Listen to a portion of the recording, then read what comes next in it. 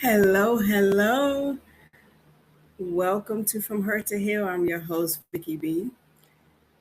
And today we're going to do something different. Usually I have a guest or a co host. Today it's just going to be me. I just want to have a serious conversation.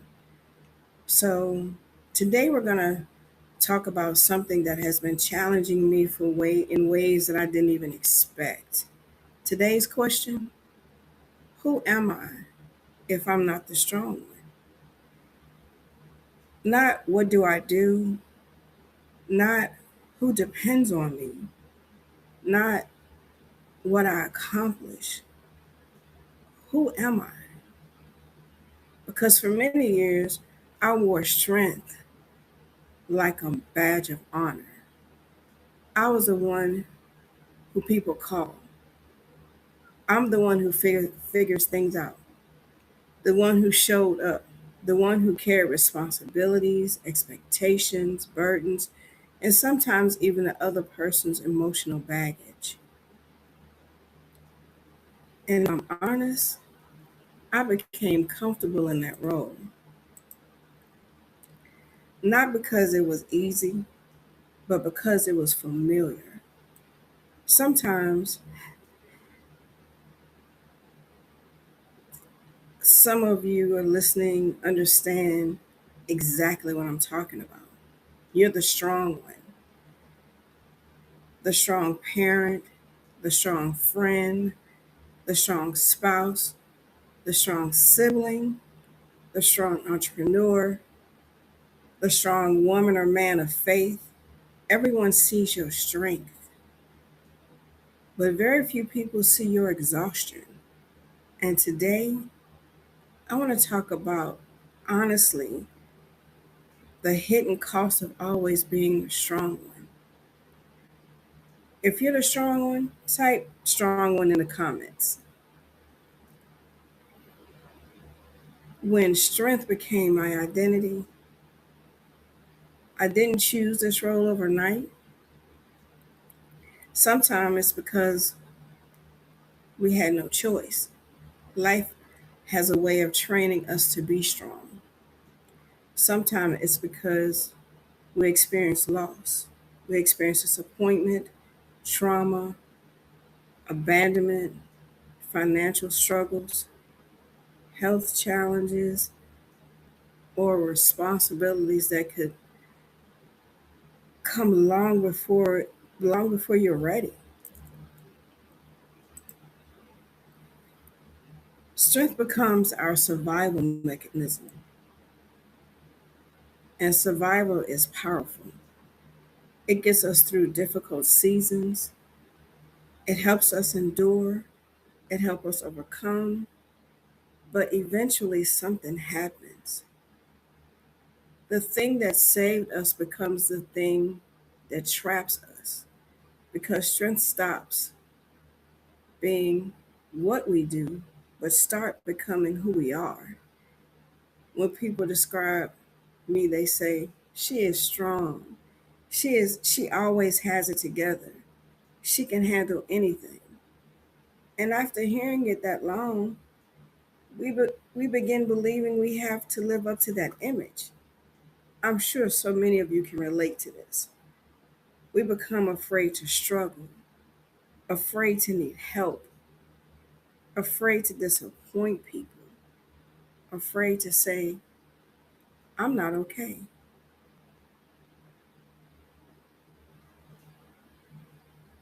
What is the weight of being needed? One of the hardest truths I had to face is this: I became comfortable being needed. Being needed feels good. It makes you feel important. It makes you feel valuable. It makes you feel important, useful, relevant.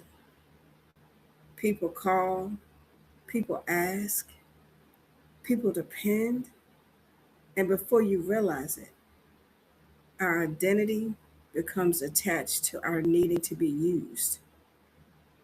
You don't feel worthy because of who you are. We feel worthy because of what we do.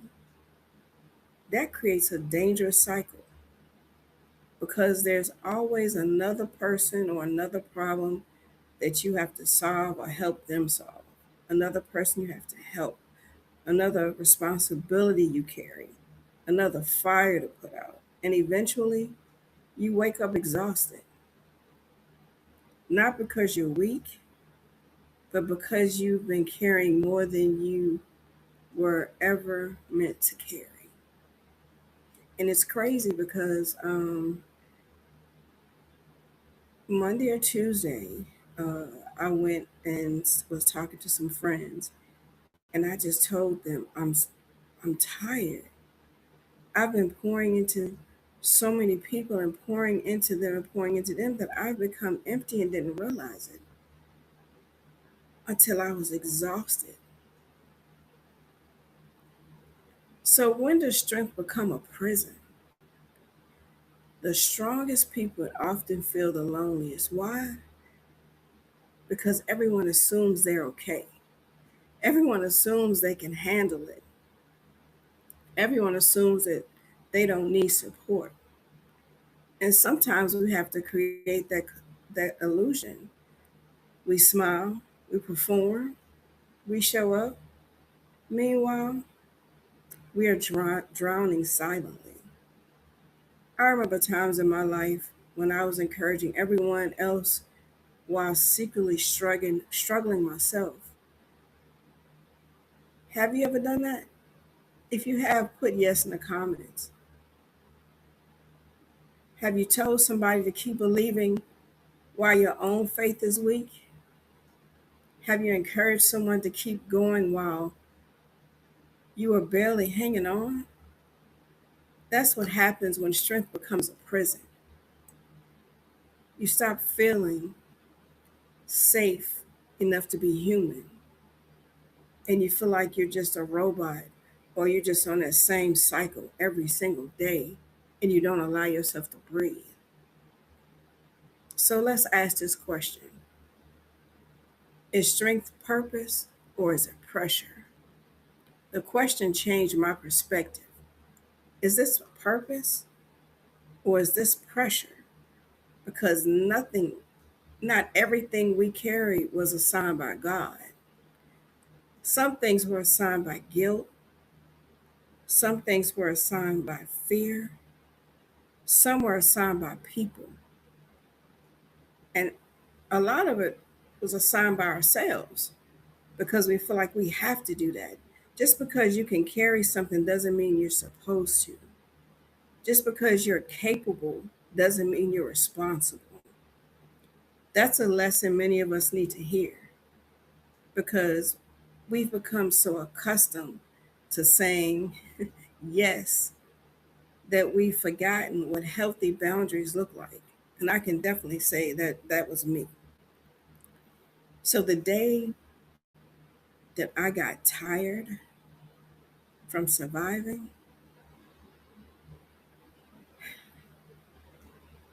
there comes a moment when survival isn't enough anymore.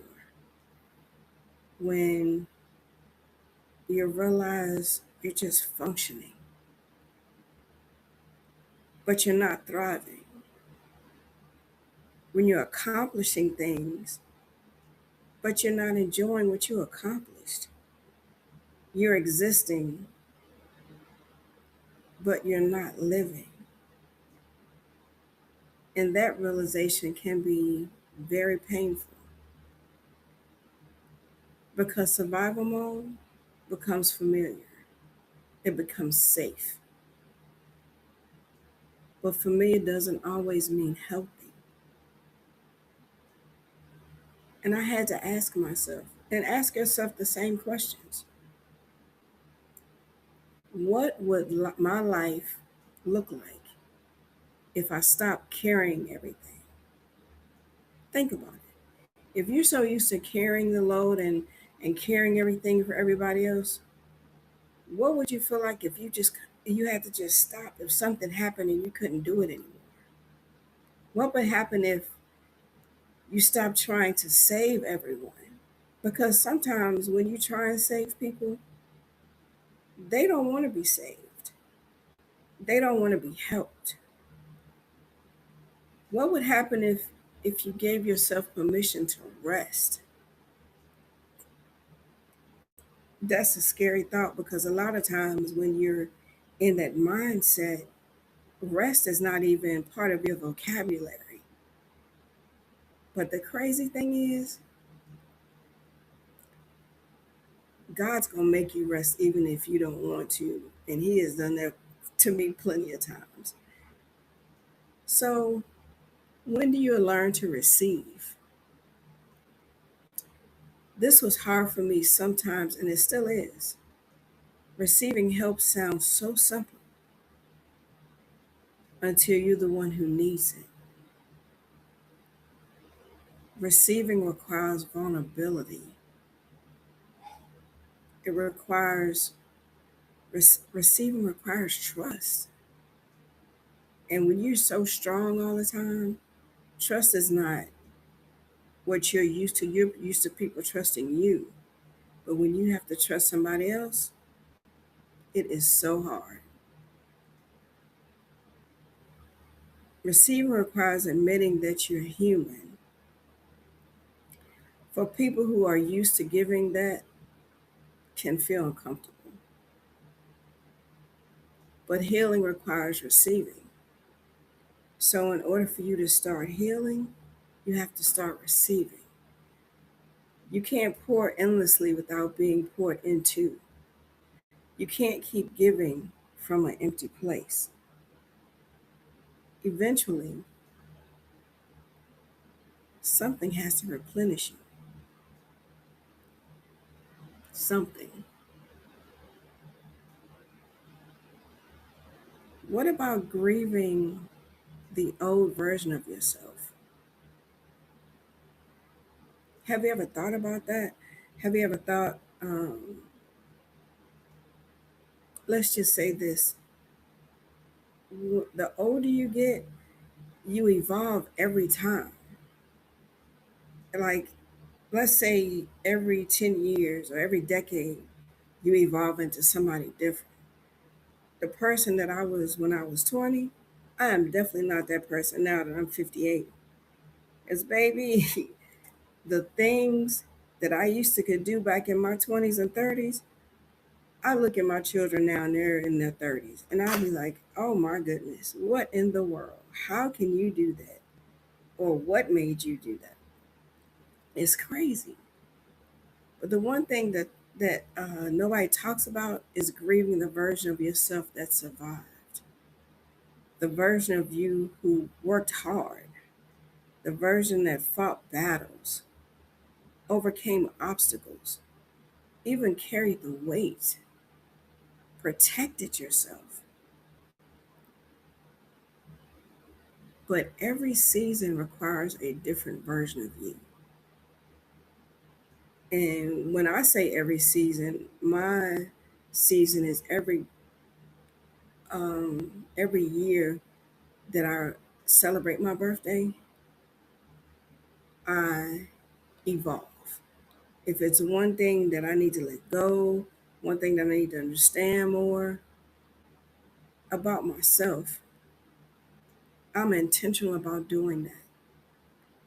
Because sometimes healing means thanking the person who survived and giving yourself permission to become someone new, someone softer, someone healthier, someone who doesn't believe exhaustion is a badge of honor. Because back in the day, if I had to work two or three jobs, and I know many of you can relate to this if you are a single parent or if you were parents back then, you were working two or three jobs because back then, the money that a lot of people are making now, we didn't make that back then. I can definitely say I didn't. So I had to work two or three jobs, or I had to work a job. And back in the day, we said hustle, hustle some stuff to make some stuff happen or whatever. Now, when I look back, I was like, what in the world was I thinking? Working harder and not smarter. So, someone who doesn't believe exhaustion is a badge of honor, someone who understands that rest is holy. And if it wasn't, think about it. In the Bible, it says God rested on the seventh day. What day do you rest? What day do you allow yourself to just stop? Think about it. Who am I now? So, who am I now if I'm not the strong one? I'm still worthy. I'm still valuable. I'm still loved. I'm still chosen. And the one thing that I always have to tell myself, because it takes a lot for me to believe this, I'm still enough. And I have to tell myself that almost every day, because there are times, um, we're just going to be transparent right now. A lot of you may not know, but back in 2009, I had a car accident. And it damaged my entire left side. So during that time when it happened, I tried to commit suicide because I didn't want to be a burden on my family. But God showed me different because, and like I said, I'm gonna be extremely transparent. I had a handful of pills in my hand, and I said, God, if it's meant for me to be here, let me know or show me something. And I didn't even have the right to ask him that because he showed me every day, now that I understand, that I was enough, that I'm supposed to be here. But the sign that he gave me to help me understand was when I was about to put those pills in my mouth. My oldest daughter called me and said, Mom, something told me to call you. Are you okay? And for that, that made me realize, okay, God, you still have work for me to do. So I am still enough. I'm still enough even when I'm resting. I'm still enough even when I'm struggling. I'm still enough even when I need help. I'm still enough even when I don't have all the answers. Because I realize my identity was never supposed to come from my strength. My identity comes from who God says I am. And me understanding that changed everything for me.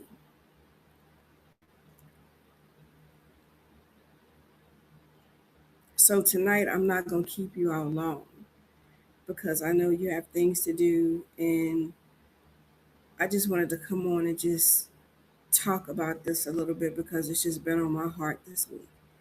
So I want to say thank you for everybody that's listening.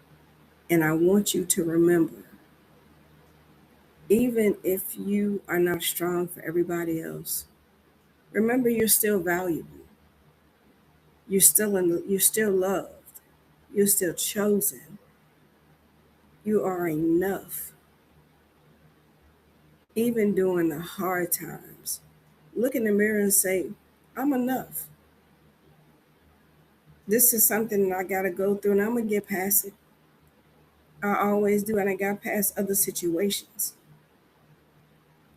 So just remember you're enough. Before I close out today,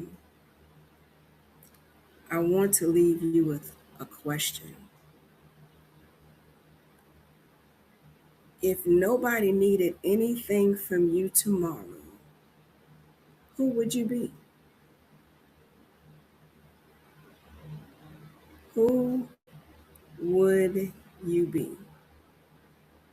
Not what would you do, but who would you be? Sit with that and think about it.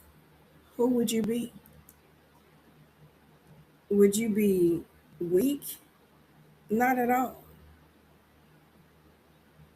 you still strong. You still mean everything. If you don't mean anything to anybody else and you feel that way, you mean everything to God, because if you didn't, He wouldn't have created you. So I want you to think about it. Who would you be? I want you to sit with that. I want you to pray about it. Ask God, God, who am I when I'm no longer needed? And He's going to show you who you are. If you don't journal, I advise you to journal, and let that be the first thing you journal. Who am I? Because when you realize who you are, that's when your healing is going to start.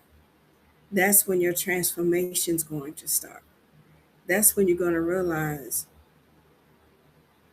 I'm not who people want me to be. I am who God says I am.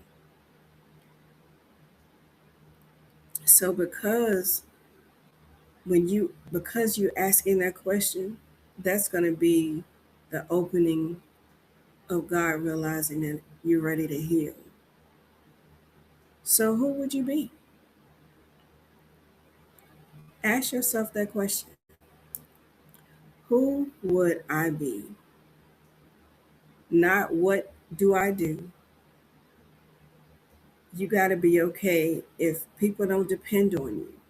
You don't have to be worried about what you accomplish to make everyone else happy, because it's not about them. It's about you. It's about you being the one to figure things out for yourself and stop figuring things out about everybody else, for everyone else in their situations. That's not your responsibility. That's their responsibility. Ask yourself that question. Who would I be? Or who am I? So tonight's going to be a short one because I just wanted to take the time to just have this conversation. And I appreciate you taking the time to just come on, listen, and and understand that whoever you are, it's going to be good enough for you and God, and don't worry about everybody else. So thank you for joining me for another episode of From Her to Heal. And remember, you do not have to earn rest. You do not have to prove your worth through exhaustion, and you don't have to carry anything alone, and you don't have to carry anyone else's burdens or situations. But until next time, keep healing, keep growing, and keep choosing you. But before I close, I want to tell you all some news. So, one, we're going to have another episode of Barber Shop Talk soon. We're recording it tomorrow, so I should have it out in the next week or two. And I'm also trying to reach out to other barbershops or other salons that would like to have a conversation and talk about life and talk about things on a professional level, personal, spiritual, whatever, discussions that we have. Because it's time for us to listen, hear, respond, and uplift each other. Because everything that's going on right now, everybody is just scattered out in different places, and we need to come together and just have a true conversation. And later on this year, we're going to have a his and hers conversation. I am so excited about that. So that'll be in the coming months. So I will definitely keep you posted. Just keep checking me out. My page is Viv from Mob Services on Facebook. If you're on Instagram, it's Vit for Mob Services LLC, and that's VIT, the number 4 MOB. S as in Sam, V as in Victoria, C as in Sam. I'm sorry, C as in Cat, S as in Sam LLC. Keep looking out for some stuff. Oh, and in July, we're doing a giveaway of my new product line called Bloom Again Wellness. We're going to have a King's collection we're going to give away, a Queen's collection we're going to give away, and I have a Prince and Princesses collection that I'm going to give away. So keep your eye out. It's going to be on all my platforms. And again, until next time, choose you. And like I said, keep healing, keep growing, and keep believing in yourself. So until next time, God bless, and I will see you soon. Peace out.